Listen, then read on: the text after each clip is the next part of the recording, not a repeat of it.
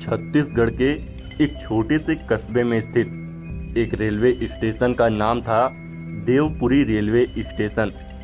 ये स्टेशन दिन में तो सामान्य लगता था, पर रात के समय इसका माहौल एकदम बदल जाता।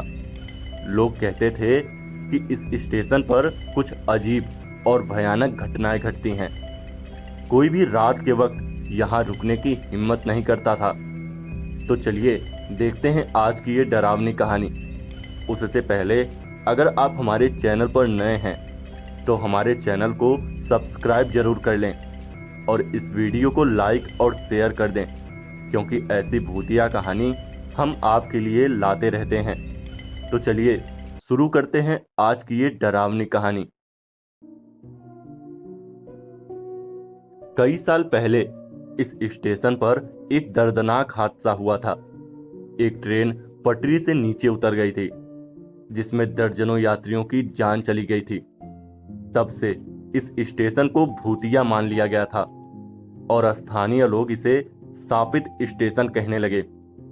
कई लोगों का दावा था कि उन्होंने रात के समय स्टेशन पर अजीबोगरीब आवाजें सुनी हैं, जैसे किसी के चीखने या रोने की आवाजें।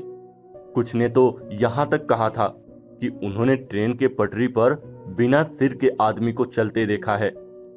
इस सब की सच्चाई का सामना करने के लिए अजय और उसके दो दोस्त रोहित और विकास ने इस स्टेशन पर एक रात बिताने का फैसला किया। वो तीनों कॉलेज के छात्र थे और हमेशा रहस्यमयी और भूतिया जगहों की तलाश में रहते थे। जब उन्होंने देवपुरी स्टेशन के बारे में सुना तो उनकी उत्सुकता और बढ़ गई। एक ठंडी सर्दियों की रात तीनों दोस्त स्टेशन पहुंचे। उस वक्त स्टेशन पर कोई भी नहीं था, सिवाय स्टेशन मास्टर के, जो खुद भी जल्दी से घर जाने की तैयारी कर रहा था। उसने लड़कों को वहां देखकर आश्चर्य से पूछा, इतनी रात को यहां क्या कर रहे हो? इस वक्त यहां रुकना ठीक नहीं है। अजय ने हंसते हुए जवाब दिया, हमने सुना है कि ये स्टेशन भूतिया है और हम खुद ये देखना चाहते हैं कि इसमें कितनी सच्चाई है। स्टेशन मास्टर ने उन्हें गंभीरता से कहा, ये सिर्फ अफवाहें नहीं हैं बेटा, मैंने खुद अपनी आंखों से कुछ ऐसा देखा है जिसे भूल पाना आसान नहीं है। मेरी मानो और यहां से चले जाओ। लेकिन तीनों दोस्तों ने उसकी बात को हल्के में लिया और स्टेशन पर ही रुकने का फैसला किया। स्टेशन मास्टर उन्हें छोड़कर चला गया और अब स्टेशन पर सिर्फ वो तीनों रह गए। रात के करीब 11 बजे का समय हो चुका था। ठंडी हवा तेजी से चल रही थी और स्टेशन पर सन्नाटा फैला हुआ था। अजय, रोहित और विकास एक खाली बेंच पर बैठकर बातें कर रहे थे। तभी अचानक उन्हें स्टेशन के दूसरे छोर से किसी के चलने की आवाज सुनाई दी।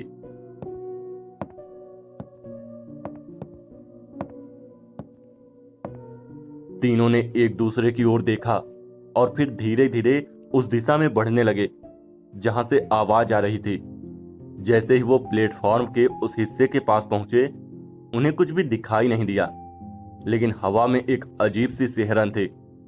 तभी विकास ने देखा कि पटरी के पास एक धुंधली आकृति खड़ी है। वो एक आदमी की तरह दिख रही थी, लेकिन उसका चेहरा बिल्कुल साफ नहीं था। क्या तुम लोग उसे देख रहे हो? विकास ने धीरे से पूछा।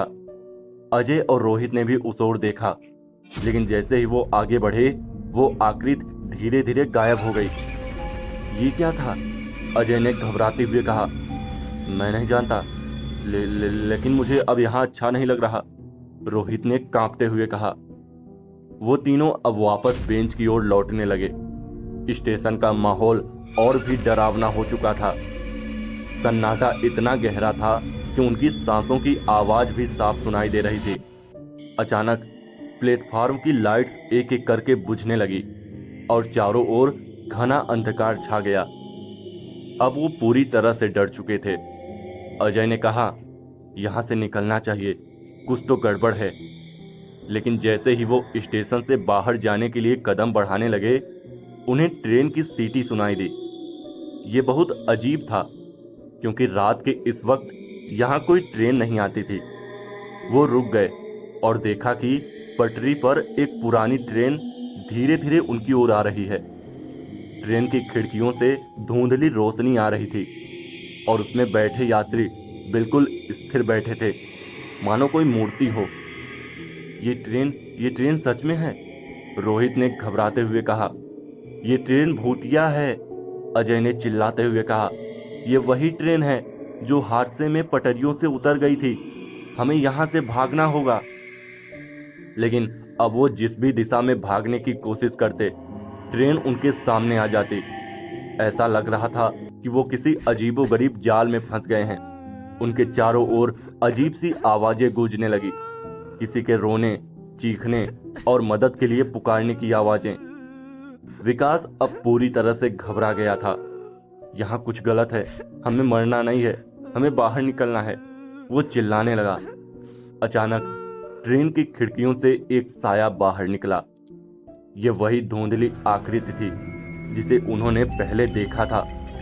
वो आकृति अब पूरी तरह से उनके सामने थी और उसकी आंखें खून जैसी लाल थी। उसके चेहरे पर एक भयानक मुस्कान थी जो उनकी रूह को कपा रही थी। तीनों अब समझ चुके थे कि उन्होंने बहुत बड़ी गलती की है। स्टेशन मास्टर ने जो चेतावनी दी थी वो सच्ची थी। ये स्टेशन सच में शापित था। तभी एक जोरदार आवाज सुनकर वो चौंक गए। स्टेशन मास्टर अचानक वहां आ पहुंचा और चिल्लाते हुए कह रहा था, यहां से भागो, यह जगह तुम्हें नहीं छोड़ेगी। स्टेशन मास्टर ने उन्हें प्लेटफॉर्म के किनारे स्थित एक छोटे से दरवाजे की ओर इशारा किया जो पुराने जमाने की एक सुरंग की ओर जाता था। बिना कुछ सोचे तीनों ने उस दरवाजे की ओर दौड़ लगाई। जैसे ही उन्होंने दरवाजा खोला और सुरंग में घुस गए, वो भूतिया ट्रेन और उसकी धुंधली आकृतियां गायब हो गई। सुरंग के दूसरे छोर पर पहुंचकर वो बाहर आए और देखा कि अब सुबह हो चुकी थी। वो तीनों हाँफते हुए एक पेड़ के नीचे बैठ गए। उनके दिल की धड़कनें अभी भी तेज थी और उनका चेहरा सफेद पड़ा हुआ था।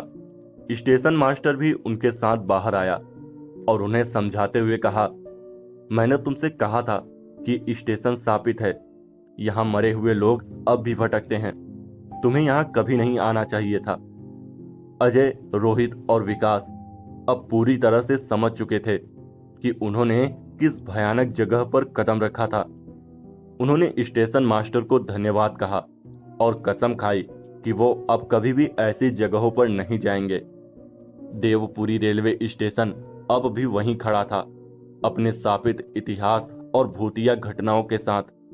लोग अब भी उसे देखकर सिहर जाते थे और रात के समय कोई भी वहां जाने की हिम्मत नहीं करता था। तो दोस्तों, कैसी रही ये कहानी कमेंट करके जरूर बताइएगा और चैनल पर नए हो तो सब्सक्राइब करना ना भूलें। तो चलिए मिलते हैं किसी और कहानी में, तब तक के लिए बाय।